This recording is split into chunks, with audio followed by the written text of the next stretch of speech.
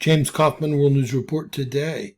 Ladies and gentlemen, people fleeing Minneapolis back to Somalia have been caught with millions and millions of dollars in U.S. cash on them and in their suitcases. Now, everyone knows that the maximum cash you're allowed to travel with without claiming it, I believe, is $10,000, and I think you still have to claim that. Well, these people are claiming no money, and over $700 million has been found in suitcases where these people are attempting to take this cash out of the country and back to Somalia with them, perhaps before they're busted for fraud, or perhaps they've already been busted and deported and their relatives are sending it back to Somalia. The whole thing is crazy. Let's take a look at how busy TSA is at the Minneapolis airport this week. We're going to turn our attention back to the Somali fraud investigation. As we've discussed before, authorities have discovered suitcases containing hundreds of millions of dollars in a Minnesota airport. Now, in the meantime, Republicans are working to cut funding for Somali-led organizations with alleged ties to the massive fraud scandal. Now, as the FBI pushes forward with its own investigation, one key question arises. What does accountability even look like in this case moving forward? So joining us now to talk about all of this and more is New York Congresswoman Claudia Tenney. Congresswoman, thanks so much for being with us tonight. Great to be on with you, too. What a crazy time we're seeing here, aren't we? Absolutely insanity. And I know oversight in the House is looking into these fraud allegations, but I wonder if it's even bigger than we have uncovered thus far. The $700 million in cash going out of the airports there. I have a feeling we are still just scratching the surface. Yeah, it looks really bad, and obviously very alarming to see that this U.S. cash has been legally going through our airports. And of course, there is a requirement of reporting if you're going to carry more than $10,000.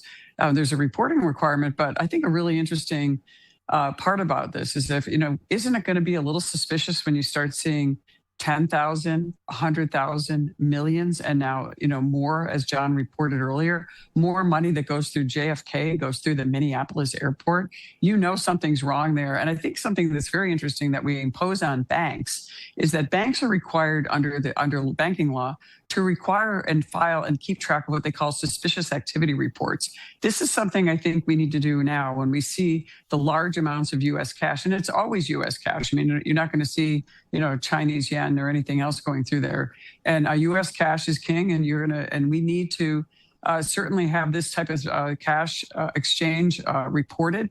It's interesting because you see all this illegal immigration we've had over this time. And by the way, most of those Somalis that are in Minnesota probably came through a refugee program, and probably many of them are already legal American citizens. So suspicious activity reports, some kind of accounting for cash, I think would really be helpful. I'm looking at ways that we might be able to do this so that we could actually look at what's going on. Banks are required to do that. Individuals are not. But I'll tell you, if I'm a TSA agent or anyone else and I see this kind of cash going through, and that you're able to report the amount of cash going through, that it's happening in plain sight. We're seeing corruption in plain sight.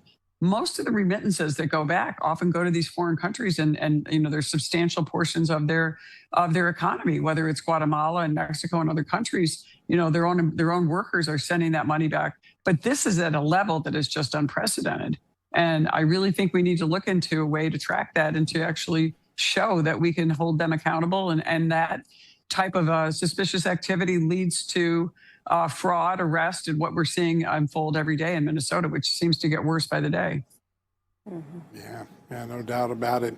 I want to ask about the two most common way illegal aliens, also legal aliens, by the way, legal residents of the United States, but move money out of the country, remittance payment centers, and of course these cash couriers like the ones that we're working out of the Minneapolis airport. Is there any thought in Congress to requiring that a remittance payment business or a cash courier ascertain and make sure that before they move money, the person that they're moving money from out of the United States is a lawful resident or citizen?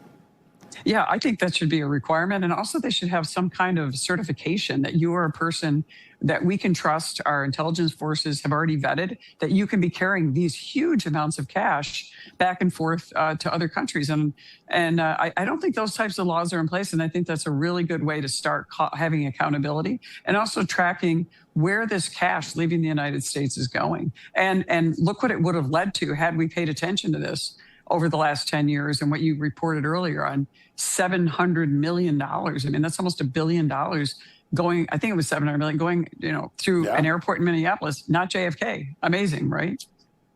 Yeah. She is a total bummer. Gosh, no wonder the United States is so screwed up if this is how a congresswoman thinks. Talk about a bummer, man. She is slow. I guess we don't send our best to represent ourselves up in Washington, D.C. Because, you know what? I have 11-year-old neighbors that are sharper than this tool. God bless you guys. Please share and subscribe. Always remember, anything's possible. Bizarro world.